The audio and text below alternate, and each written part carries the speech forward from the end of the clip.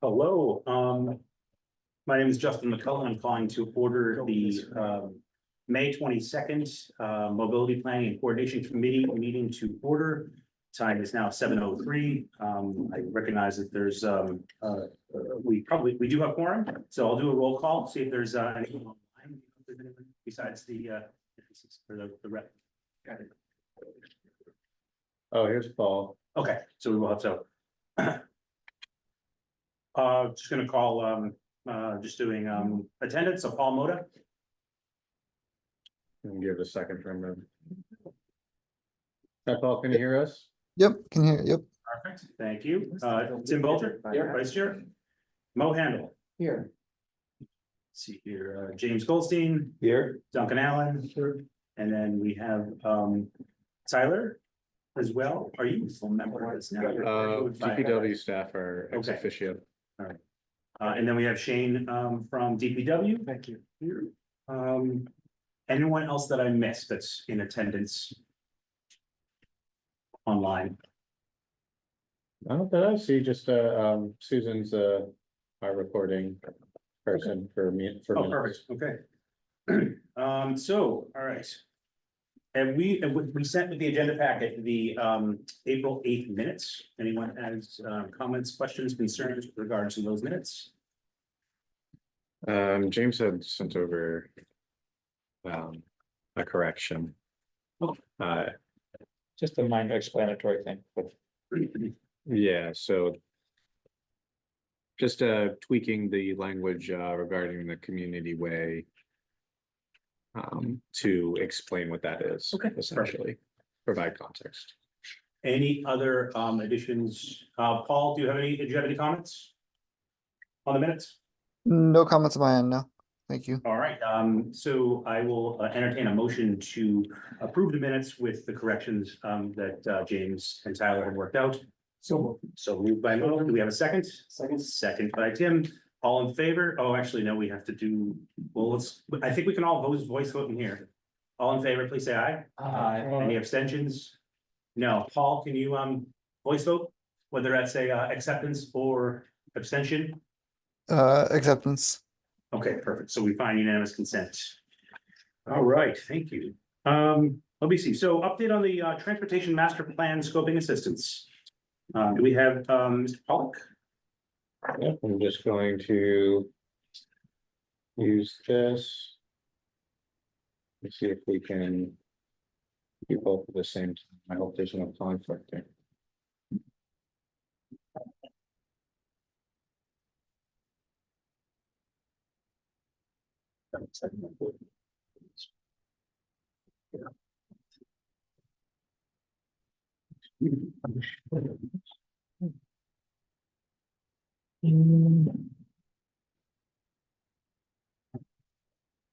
Hi, Travis. Thanks for joining us.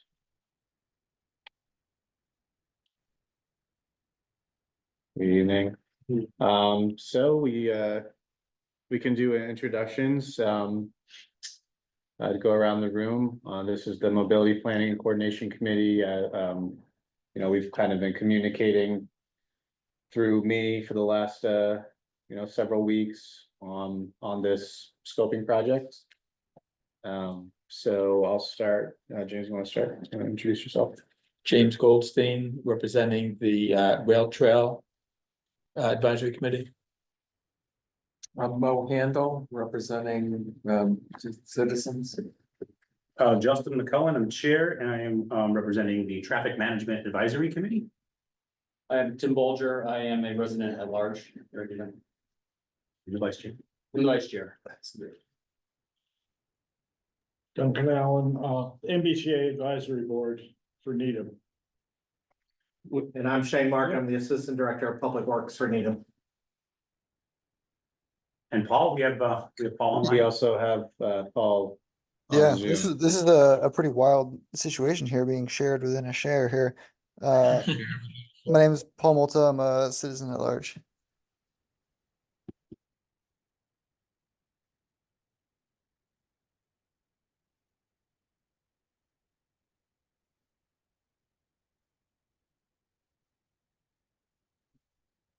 Great.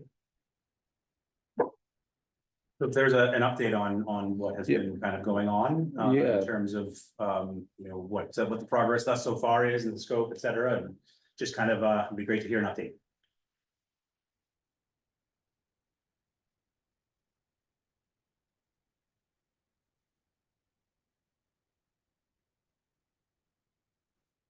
Yes, thank you, Travis, yes.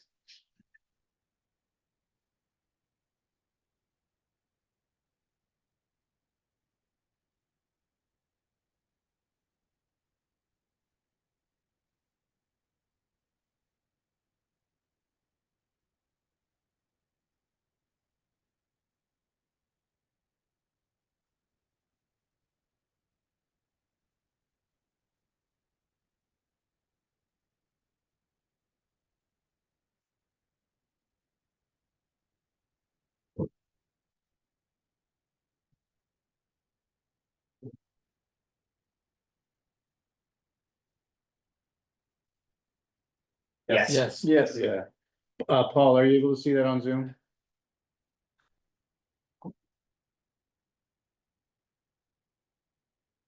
Paul? Yes, sorry, I clicked the wrong Okay. thing. I can see it, yeah. Great.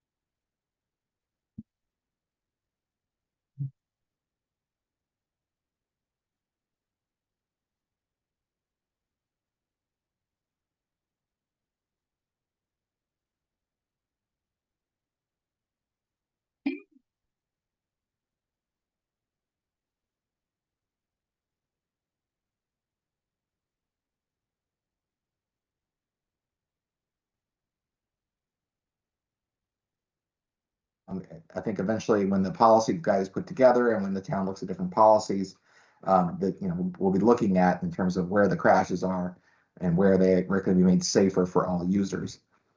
Not just all crashes, but most importantly, we're looking for clusters, and we're also looking for places that have areas where there's been fatalities and serious injuries. Because what we find is we can't prevent all crashes. That's not really the goal of anything. What you want to do is prevent serious injuries and fatalities. That's the goal of Vision Zero. That should be the goal of safety. We can't, obviously, people sometimes are going to make mistakes. People are human. What we want to do is find ways to make it safer for also that people aren't injured and people aren't killed.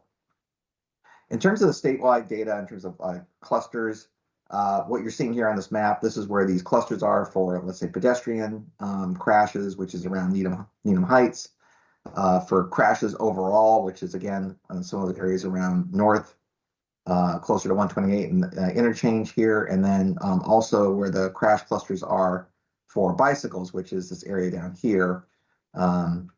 So those are areas that, you know, in terms of should be considered when eventually we do the street policy guides that then would then guide the town's work in the future.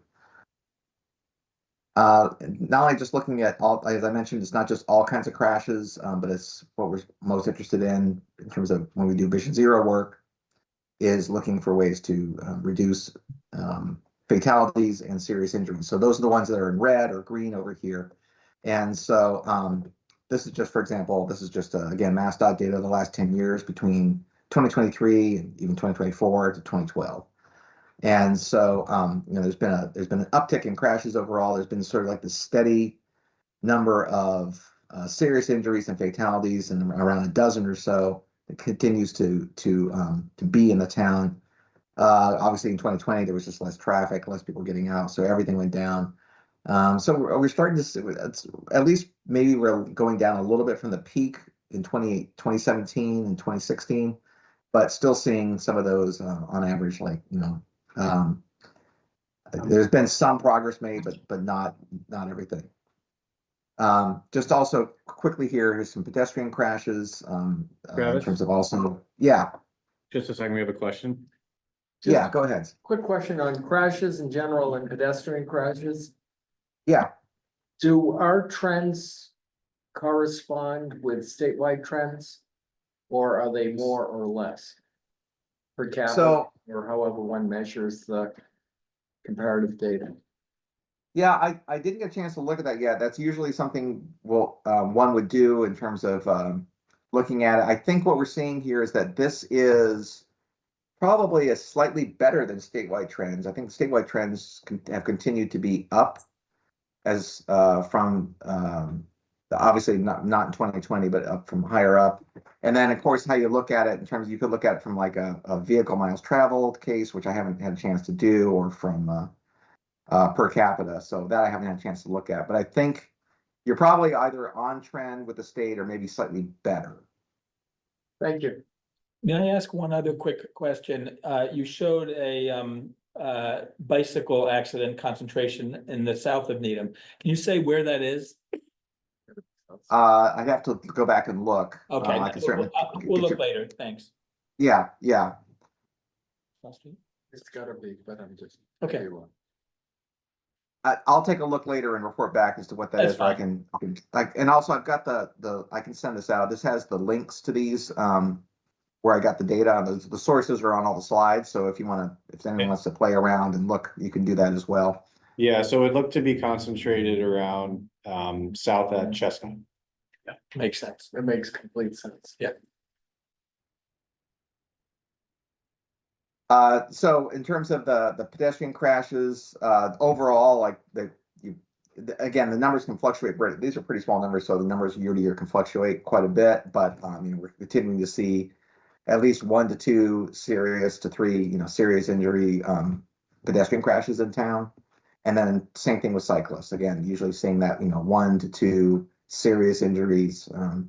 Thankfully, at least according to this data, no fatalities in terms of crashes. So this is probably slightly. This is obviously, it looks like it's kind of trending in the wrong direction, at least a little bit in terms of cyclists. And we're not we're seeing I think this is about pretty much the same in terms of maybe slightly better than the statewide average in terms of pedestrian and cyclists, but it's a little hard to tell. The point of Vision Zero obviously is to reduce and eliminate all serious injuries and fatalities. I'm going to turn from looking at crash data to looking at some, so not only like, what's going on in the streets through the traffic and let's say crashes, but then who's using these streets based upon the data we can find.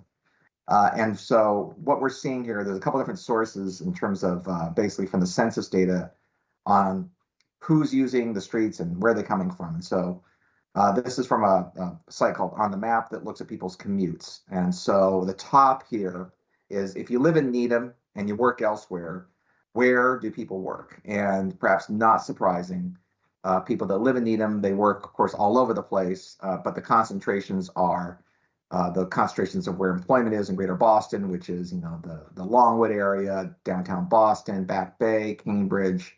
But then also you see these concentrations along 128 in Waltham, and then west towards, Framingham and elsewhere, perhaps not surprising. What I did find a little interesting is that I guess, to me at least, was you're not a classic, what we might call it like a classic bedroom community. There's actually a lot of people that come into Needham to work. And where those concentrations of employment are. And that's what this shows here down the bottom. So if people work in Needham, where are they coming from? So obviously there's concentrations of people that live and work in Needham, but there's also people who live in Dorchester, they live in Brookline, they live north of the Charles and also along 128, and again, west in Framingham, and even for, there's some concentrations over here like in Quincy, people come in. And what you see here is in terms of a little hard to read, but basically you've got on average, about 13,400 or so people that leave Needham every day to go to work. And you got about 20,000 people that come into Needham to work.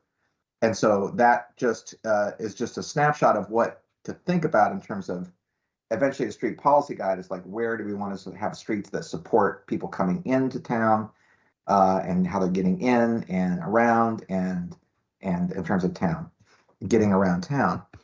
And I think what's interesting also, and this is also very similar to what we're seeing statewide, is how do people that live in Needham, how do they get to where they're going?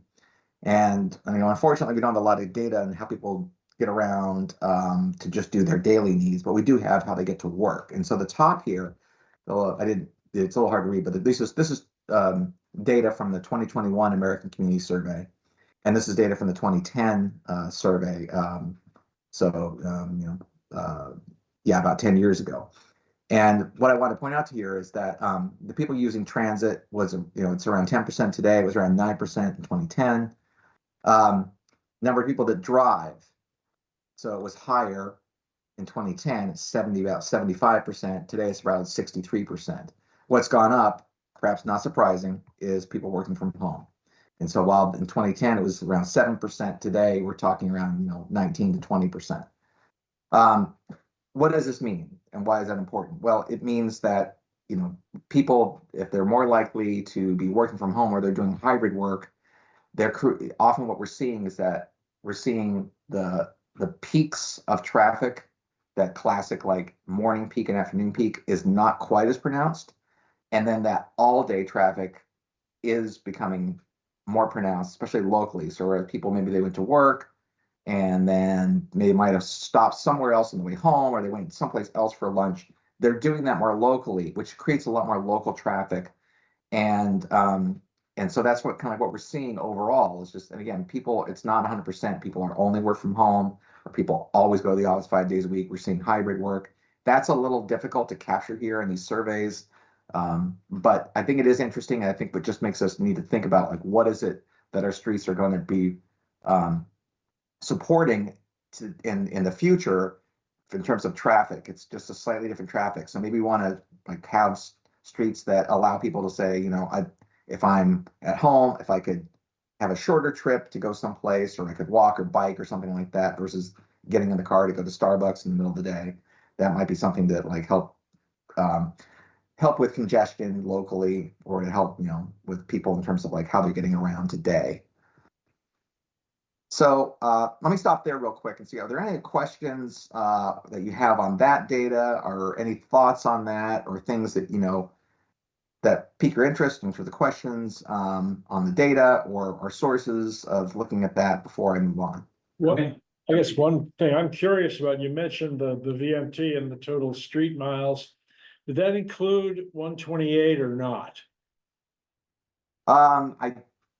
I'll need to check. That's a good question. I mean, it works out to just under 10,000, about 9,800 vehicle miles per street mile, which is, we saw a lot of stuff that was 18 and 20 on the map. So the question is, how can the average get that high without 128? I'm just interested, because, a lot of, cul-de-sacs, have a 80 Yeah. 20 or whatever,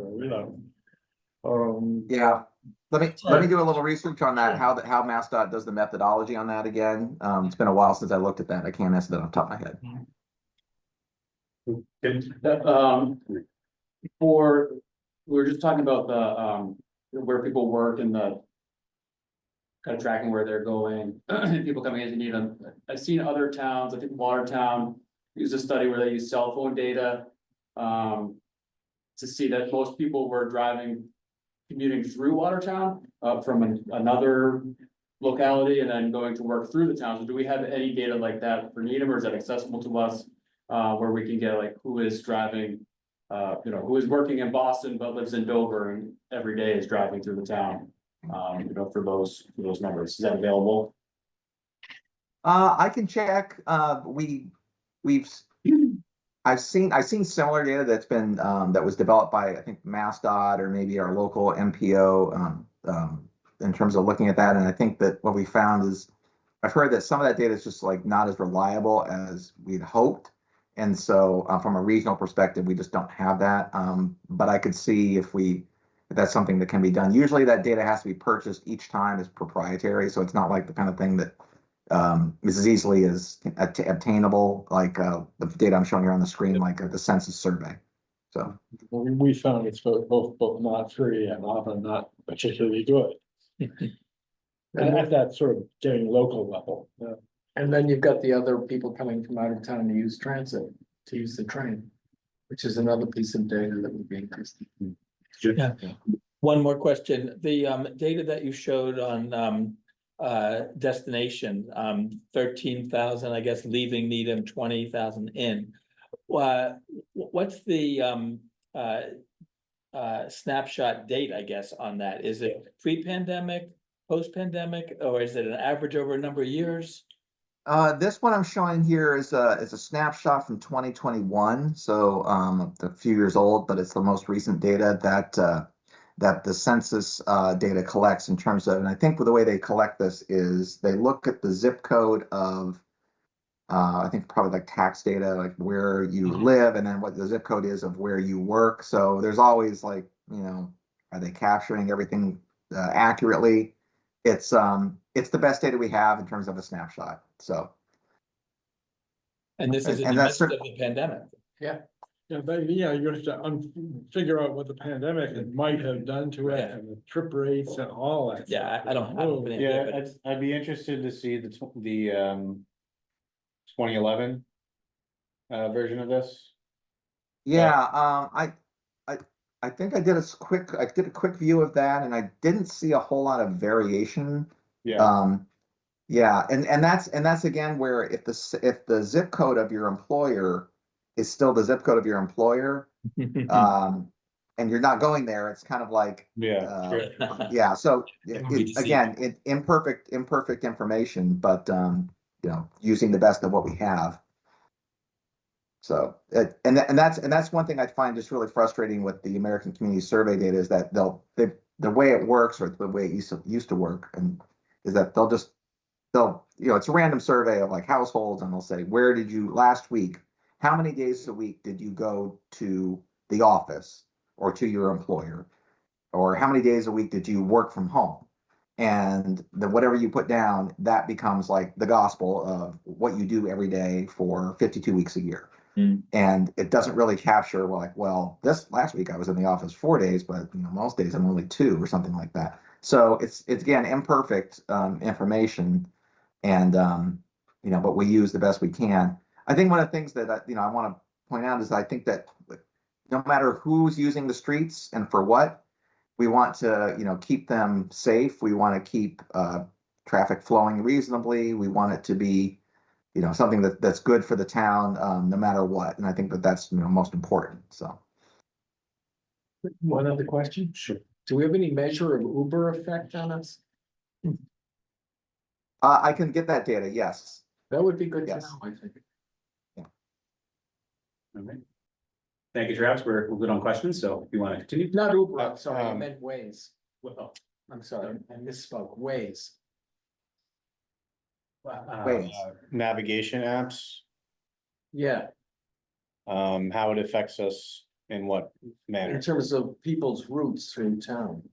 Because people that's anecdotally, when I use Waze and I'm going to someplace in Brookline, I notice I'm in a cluster of cars, all of which are using Waze.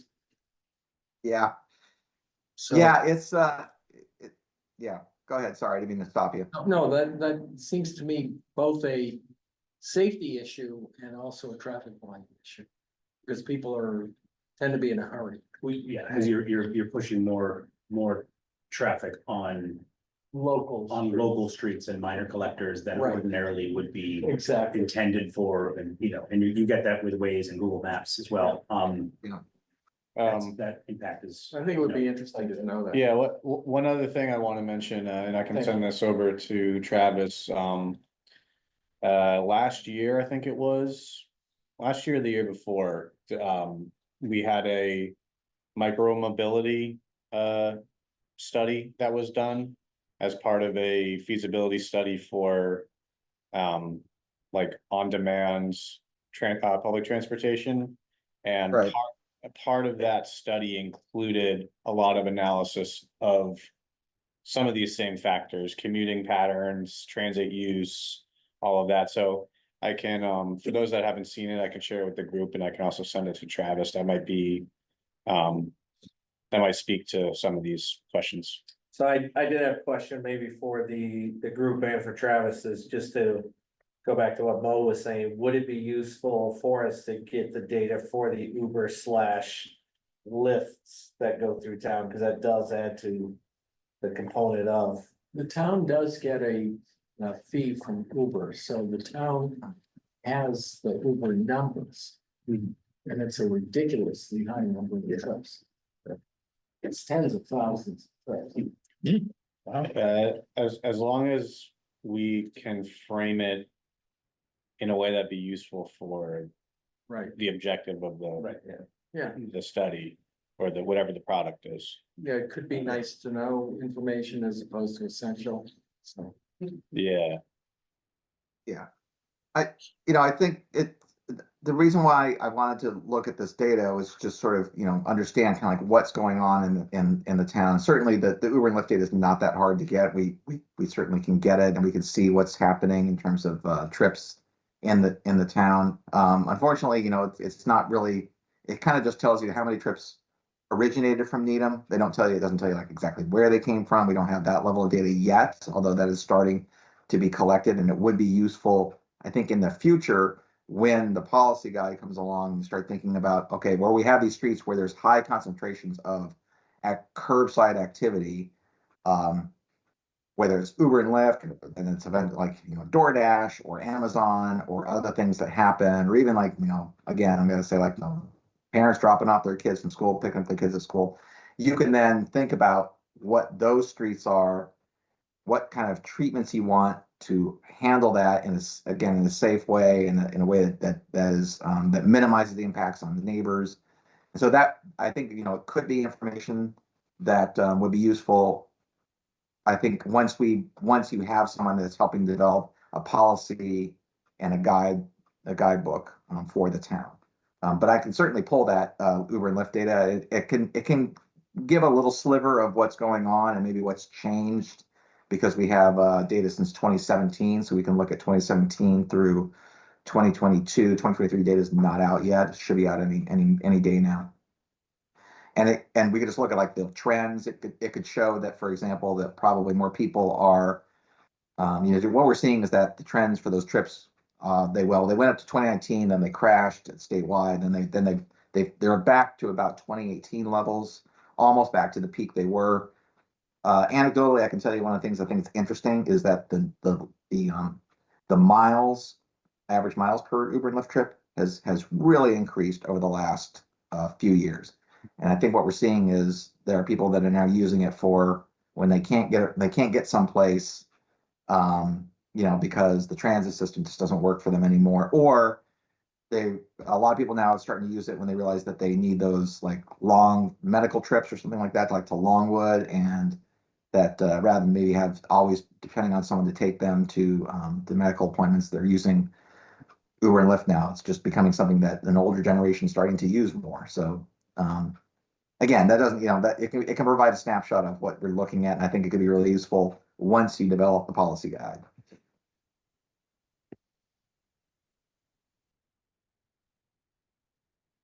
Just in terms of looking at what we've looked at in terms of there's 3 other cities, or I should say municipalities, that have developed what was similar policy design guidelines. I keep looking for others. So again, if you see one you like, or you heard about one or whatever, let us know. I've looked at Newton. I'm looking at Minneapolis. I'm looking at Charlotte. Charlotte's actually where I used to live and work for, nearly 20 years before I moved to Boston. And then Smart Growth America Guide is a similar document that just came out about a year ago. It's not an apples to apples comparison, but one of the things that I liked about it, and I think I'd like to reference, is that it talks about measuring progress.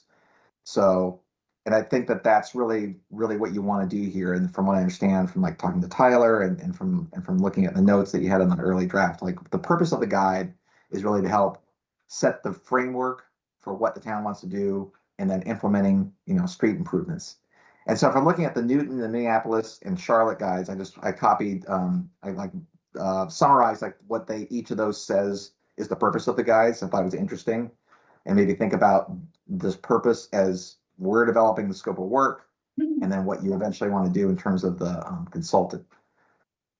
So the Newton one is the first one there. It makes streets safer and work better for everyone. It's actually make streets work better for everyone by attracting more people to things other than walking, to modes such as walking, biking, and transit, to make sure it's safe, comfortable, and convenient. And I highlighted the word safe because when you read the Newton guide, at least when I do, the safety aspect, it really comes out in terms of what the town is trying to do also from us overall safety, reducing those crashes, reducing those serious injuries and fatalities, and making sure it's safe for all users. Minneapolis has a similar policy guide in terms of supporting the goals of their transportation action plan. So again, the guidebook is to support the implementation of the action plan. Again, making sure that walking, cycling, and transit are better options for everyone, for all users in all neighborhoods. And again, the safety, eliminating traffic deaths, serious injuries, addressing climate change. So the Newton one, I think, is from 2018. I think 2018, but I think it's being updated constantly. Minneapolis is 2021, I believe. Charlotte's 2007. So I just want to point that out because I think there's a slight difference in the different guides. So Charlotte is, again, implementing the key aspects of their transportation action plan, and implementing enhancing the land use and transportation decisions. So for Charlotte, I think it's interesting because Charlotte was 2007 was the start of when they were really getting into what is called the Centers and Corridors Plan, which was a plan to really try to advance redevelopment of parts of Charlotte in terms of the light rail and bus network that they were building out. So that is sort of like an underlying theme if you look at it in more detail.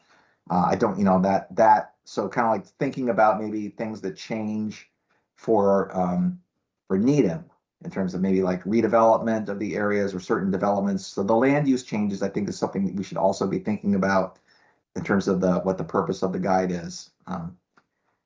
All of them, they set these different types of functional classifications. So just looking at the table of contents, Newton has what they call the arterials, the collectors, local, constrained streets. Minneapolis has a similar thing. Minneapolis really gets into the transit. They really get into bikeways, as you can imagine. Charlotte has similar things, the different classifications of streets, all the way from like local in Maine to larger things like boulevards and parkways, and the local talks about residential, and all of them, they talk about the sidewalk network are important. They have different aspects for those trails, some of them for transit and intersections. So those are also areas that receive some sort of design guides that are in addition to the street classification. Travis, I And had it's, a quick comment / question, and then, yeah, so, at town meeting last week, we just adopted some zoning changes, and then we're working towards some, zoning changes for the MBTA. Which is gonna go to town meeting in the fall, Alex, is that correct? Would it be beneficial for us to send that information over to you on what we just adopted as well as what we're looking to adopt come fall? yes, in that we want, I would say yes, because we want to have the policy and design guide support that eventual, changes in zoning and redevelopment of the town. So yeah, please send it over. So Tyler, is it possible for you to send that? I can send it. Or- I'll send it to you. Yeah. Okay, yeah, we'll just, Thanks. I'll send one message with Thanks. the follow-up materials. One thing I just want to say is, I think it's kind of a balance between making sure we have all of these contextual plans and documents without saying this master plan or whatever is necessarily going to include all transportation and zoning and all of those issues in one product. I don't know if that's really the scope that we're looking for, so Yeah. it's a balance that I think we want to make sure we're acknowledging the context without trying to do too much and not really getting the depth we want on the things that we really are aiming for. I think that Yeah. what we could look at is very similar to what we're doing with our roads program, where every time we're touching roads for like on Dedham, that we're including the complete street elements. So I think my suggestion would be as we develop this guide that we just put language there, they're saying, as we're looking at future developments, as we're looking at this, we will incorporate as much of this as we can. Realizing we can't do everything, Yeah. but we're gonna take the components and the aspects of the design guide to put into those projects where and when appropriate. No, agreed, but I think our MBTA Communities Act draft plans are important because that is the forward looking, the existing zoning map that was presented in this presentation was just very small. It was the industrial area and then, a small, just knowing that that's fine is the core of what we're doing. As we're planning and develop, or as we're going forward with our design guides, that is a crucial piece of information. Yeah, and I certainly don't think we, to your point, this isn't gonna fix that problem, but it does feed into it, in Right. terms of what we're doing. and all the study that was done in support of the rezoning, like. That work is being handled separately, we don't need to duplicate. Stuff that we're already studying in other, We plan. Yeah. Yeah. that's all I'm saying. And there is on that piece, there is a traffic study being done right now that should be done maybe in a month-ish. I don't know if that's even something that would be helpful, but I'll share it with you when it's ready, of course, and you can decide whether or not makes sense to. Yeah, They might be looking at current traffic counts and potential for increase on certain roadways. So it might be relevant, again, sort of in the same way the zoning is, yeah. but I can share it with you. So, Yeah, and I think, Travis can speak more to this, but, important to remember that what we're talking about is the scoping for the strategic Right. guide or the master plan, we're not yet, Travis isn't doing the Actual product, right? So Right. giving him context for when we're putting it in the scope, referring to these things and saying that those will be considered part of the project. The next person to take the baton will be, They'll take Right. it. we'll have that data, we'll have all that stuff So let's just give Travis Yeah. the floor here, so and if we have any other questions, we can do it at the end. Right. So that we can, sake of time. So I just got a couple more things to just talk about the previous, first of all, yes, I thank you for all that information. And yeah, if anything you give me, I'm not gonna read it, front to cover and then think about how to implement it as we said. The point of this is to develop the scope of work for that, then the next person we pass the baton to really develop that policy guide that then supports those other things in a way, that you can do it. To implement those changes long term. Just in terms of I just want to show a few screenshots of like the similar guys, so like to think of like what the end product could look like. It doesn't necessarily have to look like it, but just want to point out a couple things.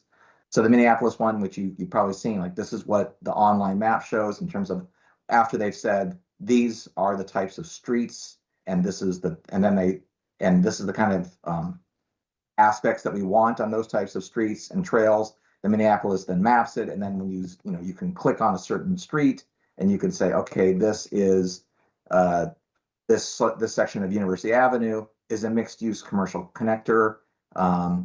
It doesn't have any bikeway or anything like that planned on it, and then you can click on this, and then that gives you way more information than I could get into here. And so, like, what does that mean when it's a mixed-use commercial connector? And then anyone knows that typically has like these type of treatments of lanes, lane width, sidewalk, typical like land uses around it. Similarly for Charlotte, they, same thing is that they have the different types of streets here on this chart that you can see. And so, if it's a local street, things, for example, like are roundabouts allowed? Like, yes. On main streets, yes, to some extent, on the avenues, which are a little bit, this is kind of like your smallest streets to like your largest streets. They said, yes, for traffic calming at certain points.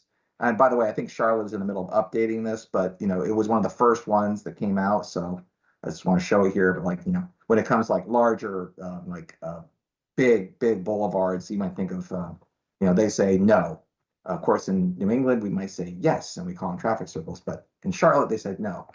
But that's just kind of like an idea of what a street design guideline could look like.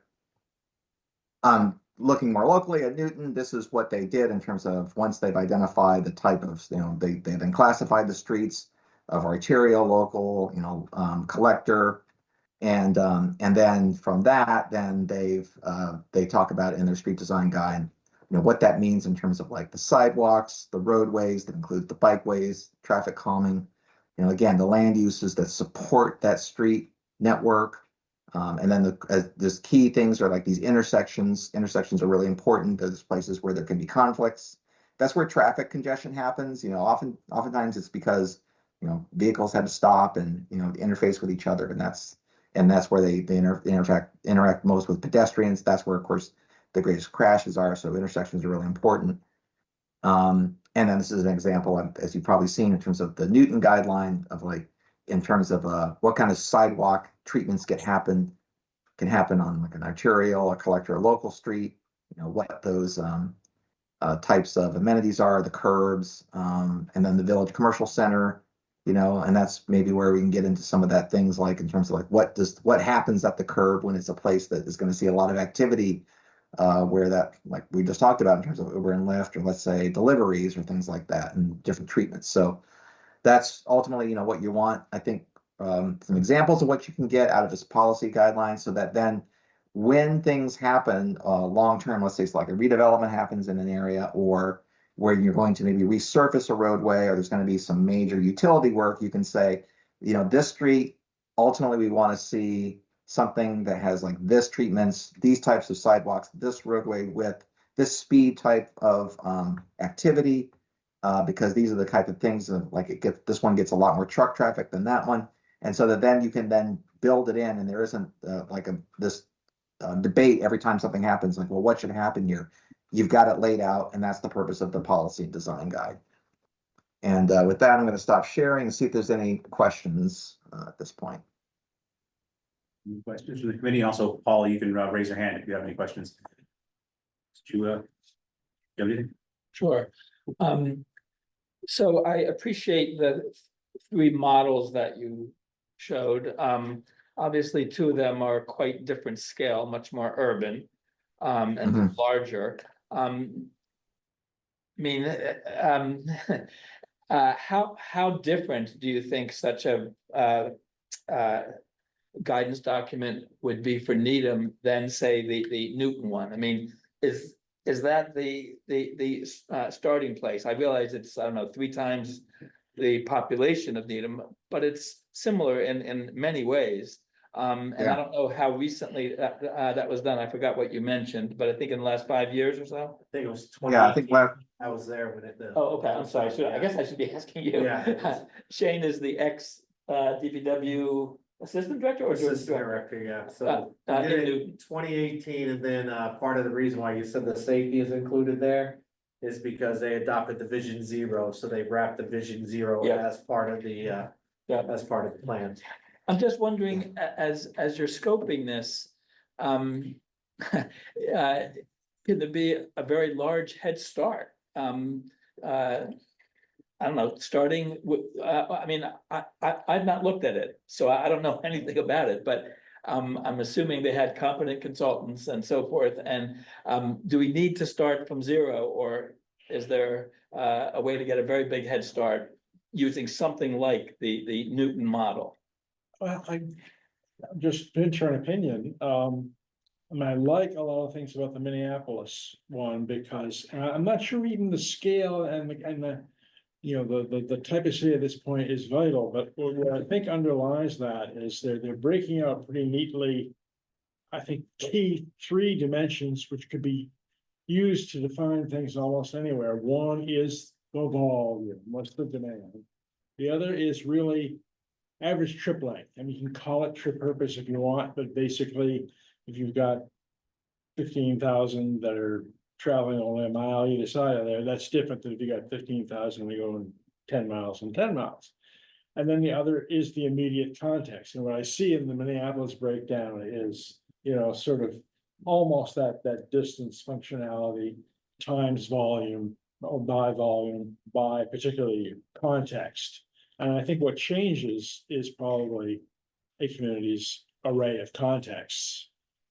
And not so much kind of the, you know, the volume and trip length relationship. Does Newton not have that? I don't know. I think it's a pretty small number of categories, and it doesn't, to me, it doesn't jump out at me the way the Minneapolis one I does. see. I have the I don't- opposite it's- reaction, but you're more of an expert at this, but the simplicity and the nomenclature apply. And this traditional nomenclature, and I guess one question is, are we gonna sort of cling to that or not? You know, the whole complete streets revolution, you know, I mean, the traffic engineers of my generation, yeah, it was all clearly understood what a collector and a local and Ontario were. And now we're, you know, you put another whole dimension or axis on this, and you start talking about the context and, you know, when or whether bikes are important or when or whether transit's important, and you know, it is become a different world. I'll just jump in real quick. I think the Newton is a really good starting point, and that's the one I'm gonna, you know, dive into a little bit more first. I think it's more local, it's very recent, it's good. But what I want to just point out is that I think all 3 of them have some similar aspects that I think are just important to note as we scope it. And then I just think, again, I think the type of questions you're raising here are ones we can put into the scope to ask the consultant, like, you know, here's the ones we know of. Are there other ones we should look at? Are there things that are applicable and not applicable that we should note, and to a consultant who's more of an expert at this? And then the nomenclature, like, should we be using terms like local or arterial or collector, or should we use some other type of nomenclature? That's actually something I know from the Charlotte one. They did a lot of work on in terms of like what to call them. Just because they didn't want, and I think the most important thing that they found is just define them. The point of the guide is define them, so. I also think that scope will define cost when we go out to bid on the ultimate study and policy recommendations of a consultant. So I think we also need to figure out what the priorities are, so that if we have to reduce the scope to meet a budget, what we can live without versus what we absolutely have to have.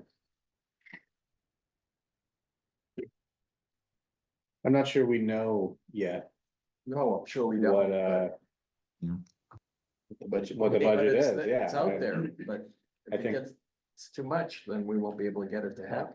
Yeah, I guess, then you get into contracting options. Do you put the RFP out, do you actually specify options? Or are you prepared to sort of say, yeah, we may need to rebid it or do a best and final offer or some other method to sort of say, okay, we do realize we have to rein it in and then go back and say, okay, we changed our mind, we saw the bids. Right, we just have to be conscious of the implications of scope. Travis is,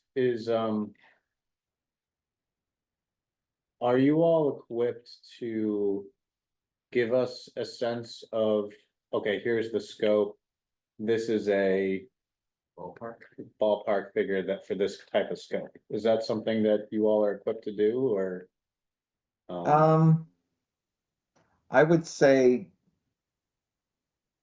overall, well, I think the most important thing is to scope it out and then think about it. And I like off the top of my head from years of just I think we can figure some ballpark ranges. But I wouldn't say like, yeah, I have so much expertise in this that I could give you like a really good number, but I can just tell you from my experience, probably what it might be. I think we could also, Just compare the other examples. we could call Newton and talk to Barney and Yeah. say, hey, in 2018, what was Newton's, and then scale it down from there, knowing that Newton is much larger than us, but we would also have to include, of course, the inflation from 18 to 24. But I think being able to get that data from Newton on what theirs was in Yeah. 18 may be a good framework for us to Yeah, know where we would be with cost. Well, we also have municipal experience, we can set up consultants, we've done some of this Yeah. work for us before. So I just think as long as we're mindful, Absolutely. Any other questions for Travis or? Sorry. I think I attached the most recent version of the drafts. So it shows the tasks that remain for the TAP program as well. And for TAP, right, Travis? Yeah, in terms of the yeah, so like right now I'm reviewing previous plans and existing conditions. And then number task 2 is I'm looking at the similar policy guidelines. And then, so I'll continue to do that. And then the third task is really to draft the scope of work and send it to you. Yeah, we just noticed, okay, yeah. So there might be some comments that people have on the copy that was distributed. If you have any of those to send my way, then I can pass them along. I think we talked about two more meetings with you, Travis, with the group throughout this process. And Yeah. the next one would be this summer. I know that our typical meeting time in July is right around the holiday weekend period, so if I'll let you know either way if we end up keeping the date or if we have to move it. That's something we can discuss on our own as well, but in the meantime, we can send that additional contextual material, and then anything that pops out from our reading of the scoping assistance SOW. Sure. And what I also plan to do is, document, just really briefly document like what the things we're seeing. And I can, continue to do that. But yeah, I'm open this summer. I'll be gone a little bit in June, but I'm around in July and August and to do that. I think the thing is, I'll continue to do this work in terms of looking at the other work in terms of the other guides. talk to Newton some more, and then, look around and then if you, I'll look at the other materials you send and just talk about, I think, just do some notes on like what the context is of that and how it should feed into, how it ultimately will feed into like the policy guide, that would be done by others, so. Yeah, I think distilling the kind of common features and then, from a general standpoint, saying which ones we think are most useful, that would kind of be the next step here. Yes. To really drill down what the sort of the general sections of this product would be. Yeah. All right, If there's no other questions, Travis, thank you for this presentation and the update on that, and we're looking forward to working with you, through this work. Glad to do it. Thanks a lot. There's a lot of good questions, a lot of good comments. Appreciate it. great, Thank thanks, you. Travis. Okay. Sure. So the next item on our agenda is update on the downtown bottleneck grant. Yeah, so I have a bunch of notes to share with everyone, but I'll give you the spark notes here. So with the downtown bottleneck grant, we met with our consultants on Niche Engineering earlier this month, and they sent over a memo that had a lot of basically the results of their traffic study and different suggestions for how to improve flow. And just the functionality of the intersections that were under study, which are the sort of the main two crossings downtown, Dedham and Great Plain, and then Chestnut and Great Plain. Also with consideration of the what's that? Oh, I think we may be frozen. Bunch of stuff is frozen some time ago, but yeah. He's still his. Paul, are you able to hear us?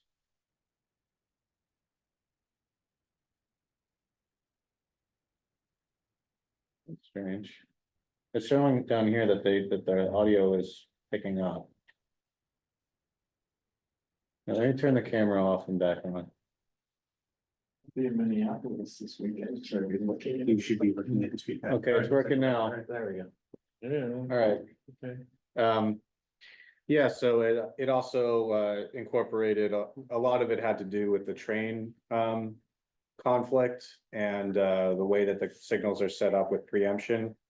To basically, when it's anticipating that a train is going to lower the gates, it's trying to clear that traffic as quickly as it can. And then that kind of has a spillover effect where it affects the pedestrian phase. Sometimes we're seeing the pedestrian phase sort of get skipped over and then have to go through a whole nother cycle. So they're looking at different things to play with on that, including generally just upgrading the existing video detection system at the intersections to make sure that the detection technology is a completely modern system that's working up to snuff and not kind of that's all talking to each other. And Tyler, was it correct that originally it was designed, those two main signals were supposed to be designed to work together, and then for whatever reason, I heard that they're not like talking to each other. The one at Chapel and so my understanding is that they do coordinate to some extent, but this would allow us more options. got it, okay. All right. Yeah, so those signals are not dynamic signals, so they're not communicating and adjusting on the fly. The way that they're communicating now is based upon the timing programs that they put into each controller cabinet. So it's timing, it's not the number. But exactly, so right now it's in order to do like the dynamic based upon traffic volumes and make those adjust, the lag time or the length. That would be dynamic, and it would be a whole different set of hardware that we would have to put out there, but the way it's now is timing patterns in each box, and what we think may be happening, or what our consultant is telling us, is that those timing charts may be off, or that the cabinets aren't running the program timing correctly. So that's what they're digging into further. Got it. So it can be coordinated but not optimized. No, I understand. Yeah. So they presented three alternatives to us. Sort of changes that could be made to sort of, that they wanted to test out through their model. And the alternative one was to, had to do with the train, conflict that I mentioned. Where they would allow cross movements going from Chestnut up Chapel Green, an extended green. While the Great Plain movements are held, which then after the gates come up would allow an extended green going in that other direction, going east to west, east to west, west east. So that the way that they measured it with their model was through level of service. I think some of us are familiar with that. So basically letter system, the A is the best, right? So they looked at each of the intersections, and after that change was made, the level of service for the Great Plain Avenue at Dedham Avenue and Highland intersection, the level of service went from a D to a C, so some improvement there during the morning peak. But otherwise there was no significant change. So that was one thing they modeled. Alternative two was a lane use modification so say you're going up Dedham Avenue and you're approaching Great Plain Avenue. The alternative is to turn the through lane into a shared left and through lane. So instead of having one left, one through, it would have a shared left and through. So there'd be two lanes that you could turn left from. Going which way, I'm sorry? Going up Dedham Avenue, turning left onto Great Plain Avenue. So going towards town Okay, yes. and then taking a left like you're going towards Wellesley. Yeah, Right, so that the makes sense. idea behind that being that there wouldn't be as much queuing in the left-hand turn lane because left turns would be permitted from the through lane. Anecdotally, that seems to make sense to me, is that. Right. So they, so it meant to add vehicle capacity to that movement. And there's also two receiving lanes. There's two lanes of traffic there, so it's an optimization from that standpoint. So They've done the numbers on this now? yes, Modeling, right? I know, it's a model, I'm worried about the queuing on Great Plain, once you make that move. right. So It that, backs up into the intersection all the time. yeah, that takes that into account. They have, I forget what the name of the modeling software is, but it runs simulations X number of times, many times, and then determines. So that alternative, it would require us to make a couple adjustments to the existing infrastructure. You have to change the signal head, change the arrow on the ground. May I ask a question regarding going east on Great Plain? Yep. The left-hand lane goes through and left. Right-hand lane only goes right at Dedham. Correct. Yep. And I think people get trapped in that lane. It's my observation, Trapped in which one? because they're right trapped turn in a only. right turn only. Yeah, Yeah. it turns into a right Because turn, of the- and you're not really expecting it. So I don't know if that's an issue or not, but it's just The something. person to goes to the observe. right and then can't make it. Yeah. Especially because the queue comes back with that signal being red. I've seen that, and then people either are forced to Which go is violated. straight anyways, and mark lane violation, or they end up going right and Yeah. not getting there. supposed to go. They did say they weren't seeing the congestion eastbound. The congestion they're seeing is westbound on GPA, especially from that northbound. Yeah. off So of Dedham. It could be an order of magnitude Yeah. issue, but it's something I've observed. yeah. So there are a lot of different options, and that's something that we can bring that question to them. Might But not be a problem, but it just Yeah. seems to happen. Yeah, so that's a good point. but they did look at, where is the largest volume of turn movements, where's the largest volume of traffic, and that is weighed more heavily in their model. So that's how that was kind of. Well, I'm curious if this software, does it give you ICU as well, intersection capacity utilization? Yeah, I think it's the same software, a similar software that to what is used by MassDOT. Yeah. Their And tip when that gets project. over 90, it's almost. Well, Yeah, there's think not it's much called you can do, Synchro. you're not gonna make very many people happy. Yeah. Okay. so yeah, so let me just finish it. So that alternative was another alternative where the D level of service went up to C just for that intersection at Dedham and Great Plain during morning peak. So basically same effect. And then alternative 3 involves converting lanes. It basically involved a shared lane. So it was kind of the most disruptive, like a turn lane. But when they modeled it, it did not change the level of service classification significantly. So it was not. We basically discarded it. It wouldn't improve the model. It wouldn't improve the flows or the efficiency of the intersections.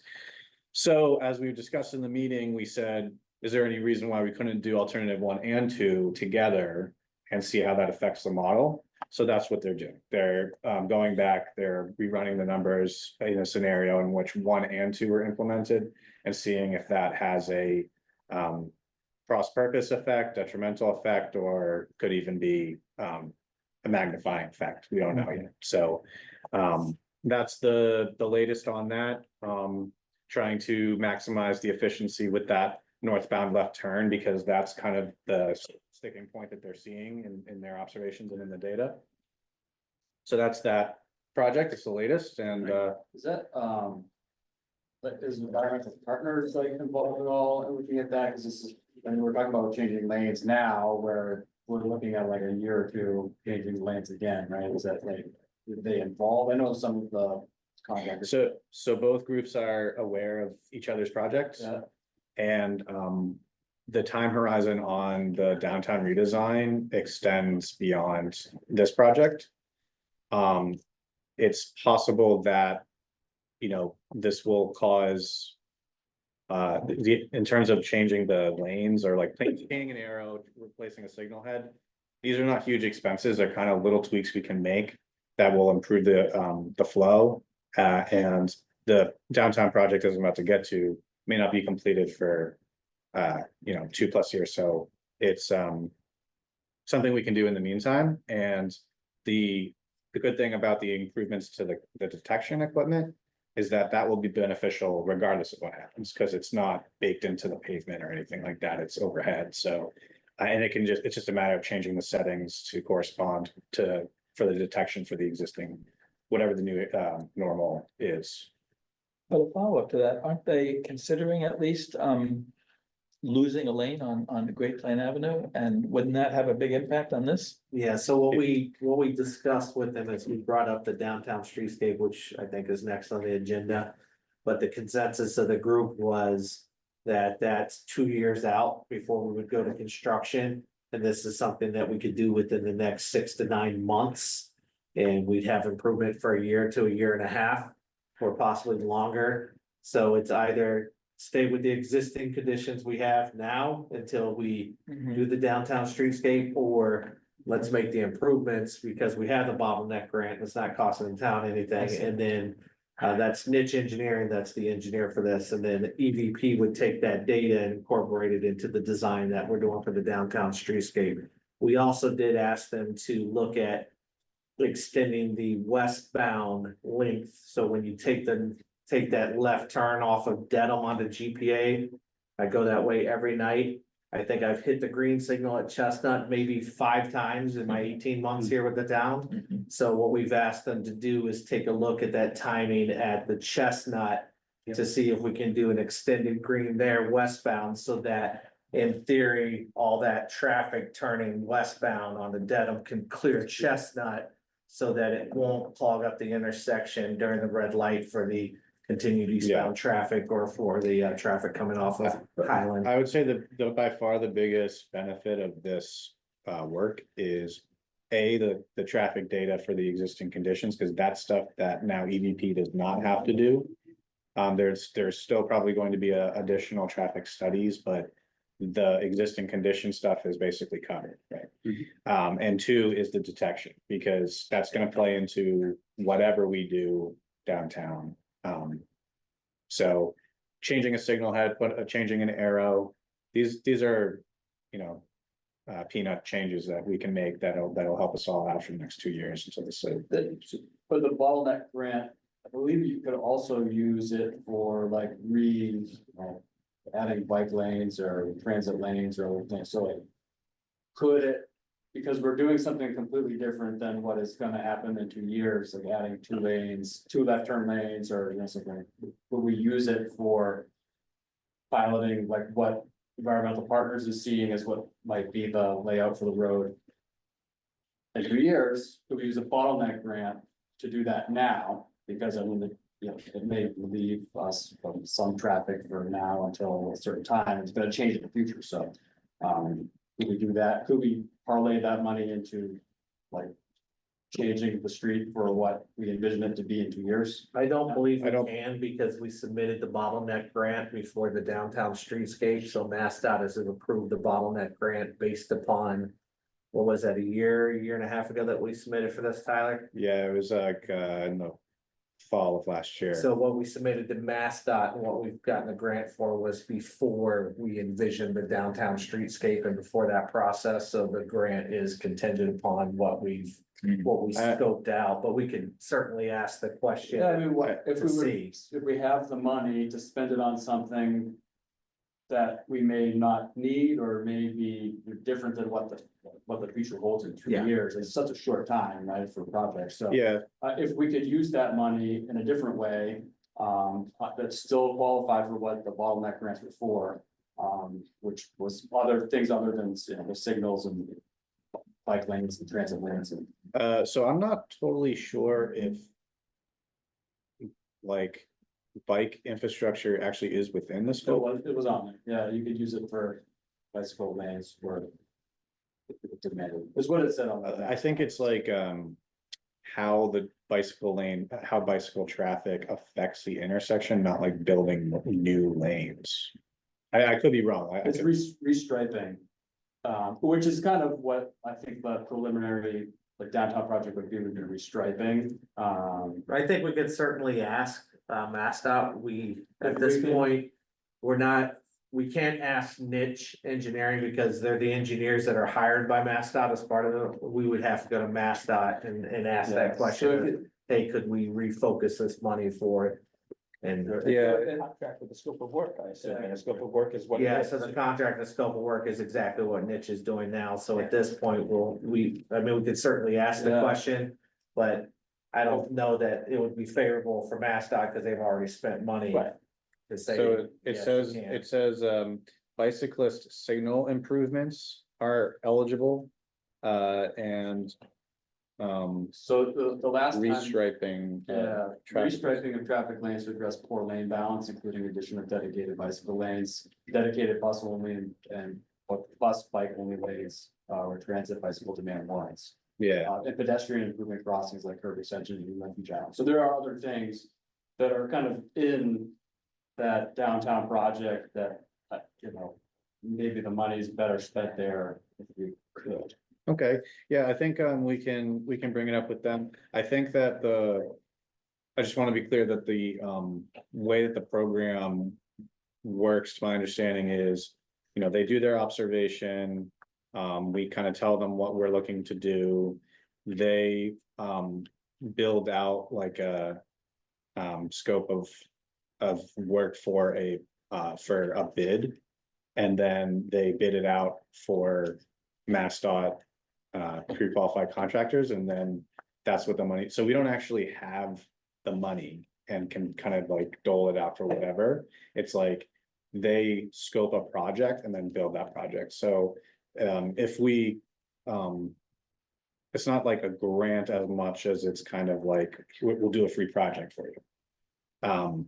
So I think, yeah, we can talk to them about how does bike lanes fit into this? With the understanding that there's a potential that the whole configuration could get changed within 2 years. Yeah, so let's Do you want, let's move on. just kind of move through the downtown improvement, because then we're kind of started to talk about this. Yeah, so, And we'll keep questions to the end of it, just so I wanna keep yeah, it shorter than a planning board meeting. yeah. I only have a little couple notes here. So we've had 2 scoping meetings so far. We discussed timeline considerations. We discussed some surveying and study tasks through the summer into the fall, as a working group is established this summer. One of the questions that came out of those meetings is who is going to be in the working group. I imagine some of the people in this room will be in the working group. Because it'll probably because there's gonna be a lot of mobility implications, so I don't quite know what form that group will take, but something to start thinking about. But the main thing that came out of the meeting was the timeline, what's a realistic timeline. So after those initial tasks are done, kind of like the information gathering phase, they'll start on preliminary design work in the fall. And then that's when the major public feedback opportunities will begin. There was some discussion about public outreach with local businesses, how to do pop-ups at town events, publication materials like flyers, cards, putting QR codes on everything to link back to the project page that has all the information about the project so far. They showed us model pages that had a lot of information from previous similar projects, and we'd be looking to build something like that. Also just kind of like the branding of it, that, you know, sort of a campaign for this is gonna, you know, this is how this is gonna benefit everybody, build a new downtown that works for everyone in all modes, that kind of thing. So, and then as that is going on, we'll have additional design work throughout winter of next year, or this year and into next year, with the idea that we would be piloting the proposed concept in the spring of 25, and then using feedback from that to move to final design work through the summer of next year. So as part of that pilot, there's, and I think I talked to some of you about this, there are grants that we can go for to offset the cost of the pilot. The pilot's anticipated to be, you know, a larger pilot. So Environmental Partners is working with us to put together application for a pilot later this summer. So then the idea would be that we would bid the project in fall of next year, and then they would be built through, it would take 2 construction seasons to complete. So that'd be construction season in 2026 and 2027. So ribbon cutting 2027 in the fall. That is the schedule that's proposed. And then we also had planned to apply for a grant through Community One Stop for, there's a small allocation of funding available for wayfinding. So using that to sort of revamp where's the parking, where's the, you know, all the signage down there, because a lot of things spun out of the parking study that showed that the signage we have is not working as well as it could on, because especially if we're going to be doing a lane reduction and impacting parking in any way, we want to make sure it's very visible where the parking is, how to get there, in addition to any other, you know, town resources or areas that what we want to highlight. So that would, that's an additional grant opportunity. So that's the downtown project. Is anybody talking to the local businesses about schedule?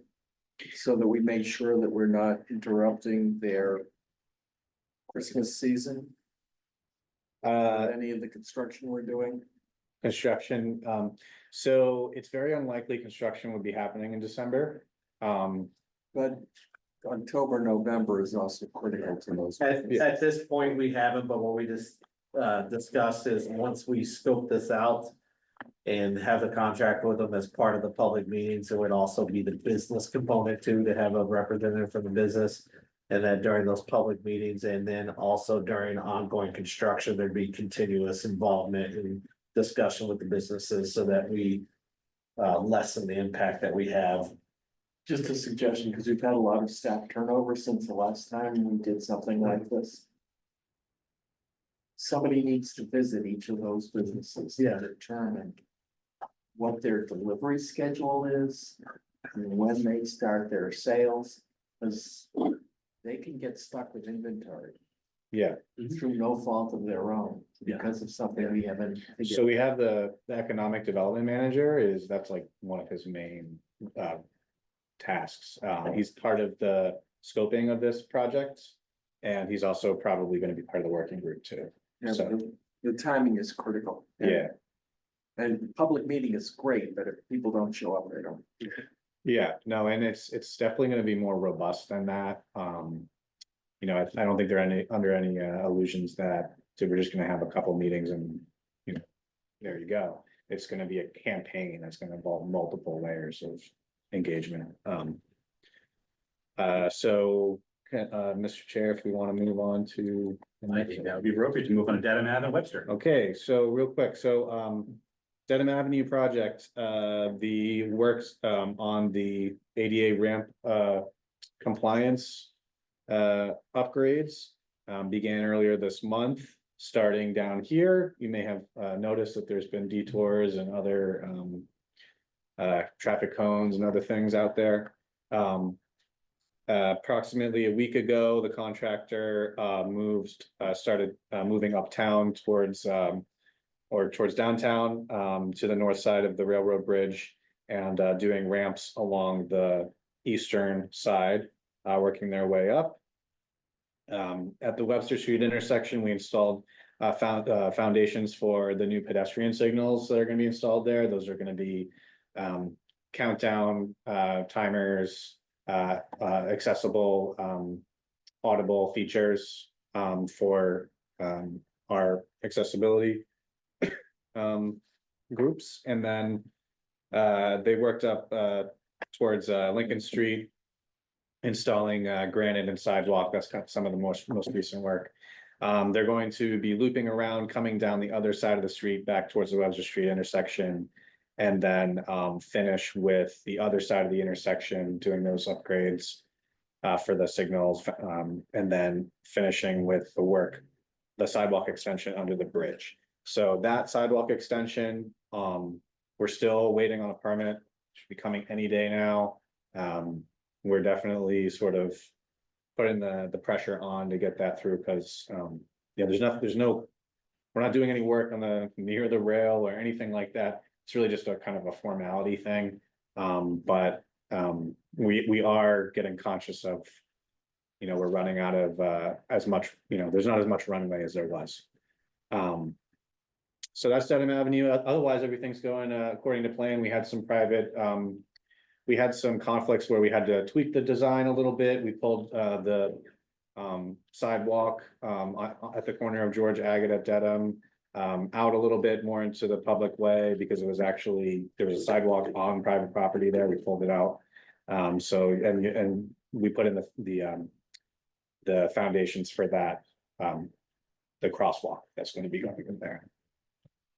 Webster Street, we have a revised design that includes changes to the ramps. So a lot of this was a result of the neighborhood meeting that we had a month or two ago. At the request of residents, we reoriented the ramps in front of the high school to be rather than sort of at the apex of the corners, to be perpendicular to the pedestrian travel. And that's going to help some folks that use wheelchairs. And then we modified the design for the crossing near Rosemary Street we're keeping the bump outs as a traffic calming feature. but we're no longer planning to install the flashing signs. Engineering has assured us that the crossings will be, they'll be properly signed, and there will be properly proper advanced warning, and the sight lines are good. With the traffic calming, they're confident that it'll be a safe and effective crossing. And then additionally, there was a request for some more creative use of traffic markings. So there, on the section north of Rosemary Street, there'll be some torpedo style median markings that will effectively narrow the lanes going in either direction as an additional traffic calming effect. Excuse me, what are those? So you know how like sometimes the median or the double yellow will Yes. get fat? and come Yes. back? So it's like that, So it's a painted, paint, Painted. yes. And the edge lines will follow that curvature, so the actual width is not being reduced, but it's a illusory, visual, yeah, yeah. traffic calming. yeah. Good. And then did you talk about the 10.5 foot lane, so we. Yeah, narrowed so those lanes as well. we did slightly by a half a foot narrow the travel lanes at the request of residents at the meeting. So we went from 11 to 10.5. So the ramps in all areas other than immediately in front of the high school and at the Rosemary Street crossing have been completed. And the contractor, now that the contractor is working on other projects, they're waiting for school to get out. Once school gets out, they'll come back and finish Webster Street. And then we have paving still projected for later this summer in July. And that's it. Is there, can you speak to, I think, well, I know we spoke on the Transportation Safety Committee, with regards to, either, pushing for some sort of speed reduction, either through a safety zone or through, Yep. through, a reduction of the statutory limit from 30 to 25. Yeah, For a certain section of that. Yep. So, yeah. so still the plan for a safety zone. Mhm. That's going to be the control there. Perfect. Once we demonstrate that the traffic calming elements are in place and that there's no issues, that'll be in the next step. And are we looking at the speed limit on, Dedham? Yes, so that one, we have a pending change to 30 miles an hour with the state. There was some. It's kind of a new process, or it's been changed. So we received some guidance from the state, worked our way through that, and now we're waiting final approval from some of the folks over at MassDOT. Excellent. It'll be basically once the project's completed, same thing. That'll be, we make sure everything's working as intended. We'll put the change will go into effect. Great. Once, of course, once we'll notify town leadership. And all that. So on Webster Street, are there raised crosswalks or? Yes. Speed tables are still there? How did the neighborhood meeting go as far as those, or is that? Yeah, so we made sure to emphasize that the profile of the speed of the raised crosswalks is different than a traditional speed bump because it's a flat crossing and it's a longer vertical element. So the noise impact will not be as much. I think people really appreciated the fact that we have the history of problems with crossing there. And this is the best way to address that. It's basically focusing the traffic calming right where the pedestrians are going to cross. And the majority of the comments were directed to other parts of the project. There were probably 40 people out there, wouldn't you say? It was a good meeting. And there were maybe 5 to 8 that were against the raised table because of the noise, but the general consensus of the group was the raised table was absolutely appropriate. Yeah, I think the fact that we're demonstrating that that's the area of focus and that there's gonna be you know, that we considered the impact to abutters. You know, we've tested that profile of raised table. Did, you know, kind of in the field verification that you know, yeah, you don't want to be speeding over these, but it's also the locations that we tested, there's houses right up on the along the street there, and we stood outside the car, tried to see what that was like, and it's not anything that you hear traffic outside your house, it's really not that noticeable. I think most of the people appreciated though, that meeting. I think it was very well received. Yeah. So it's important for our design guide, I guess. This type of testing and seeing how the neighborhoods and how it works on the street that's an important part, I think. Tyler, I think the team's opened up, I don't know if you all still there. Oh, I'm sorry. Here. So the other thing we're going to do, Tyler and I spoke about it earlier this week, actually late last week, is we're going to get back to the neighborhood. We're not gonna have another neighborhood meeting, but we're gonna send communication back to the neighborhood to say, here's what was discussed, here's what we heard, and here's what we were able to implement in the design changes. So one of the things we realize are critical from the DPW perspective in order to gain more buy-in and acceptance is getting out in front of these things before we build them, long before we build them. Present what our concept is, listen, and then make adjustments where we can, as long as they're safe and lend to the overall goal of what we're trying to accomplish. But the other thing that we have to be able to express is that when we go to these meetings are not design meetings. And we'll listen to the input, but it's the town's right of way, and we're going to do within the right of way what we think is the best to make that right of way safe for all users. And sometimes that means that residents may be upset by the changes, but we're gonna do what's best for the whole of the community as opposed to 2 or 3 individuals who may not like it. So that's one thing that we're working on, but we think by getting out ahead of it and then coming back and saying, hey, listen, we've heard you, here's what we've been able to change. And then implementing that'll help a lot of that communication. Yep.